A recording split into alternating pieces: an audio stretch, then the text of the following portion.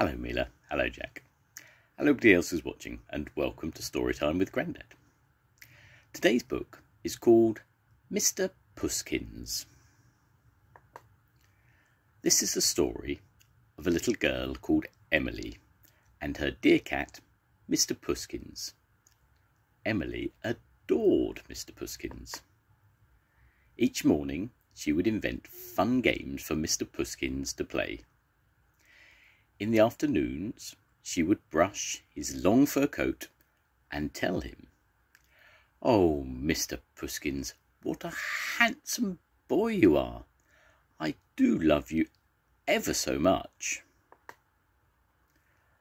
And each night, Emily would snuggle up in bed and read Mr. Pusskins a special story. But Mr. Pusskins never listened. The girl's constant babbling, blah-de-blah, blah, blah, bored his whiskers off. He wanted more than this dull life. So one night, he left. He went places he wasn't meant to go, and did things he wasn't meant to do, and even made friends with the pesky cat gang. Life without Emily was such naughty fun. But time passed and things changed. The rain fell and the icy wind blew. The things Mr. Pusskins wasn't supposed to do weren't fun anymore, and his new friends weren't really very nice. How lovely it would be to have someone to brush his fur and tell him how much they loved him. He felt all alone. Then down the grey streets fluttered a tatty old poster.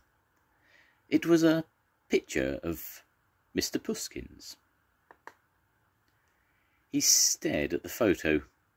What a bad-tempered cat he looked. Emily had given him everything a cat could dream of, but he had never been nice to her. How sorry he felt. Mr. Pusskins found a phone box. He dialed the number from the poster and waited anxiously. Someone answered. "Meow," whimpered Mr. Pusskins in a sad little voice. "Mr. Pusskins, is that you? Oh, thank goodness," said Emily. "Wait there, I'll come and get you." Mr. Pusskins sat patiently. Would Emily find him? Did she still love him? He waited and waited, but Emily didn't come. Then, from over the mountains, he heard a car. Mr. Pusskins' heart leapt. It was Emily. His dear Emily was coming for him. The car got nearer and nearer, and then sped straight past. "Meow," wailed Mr. Pusskins.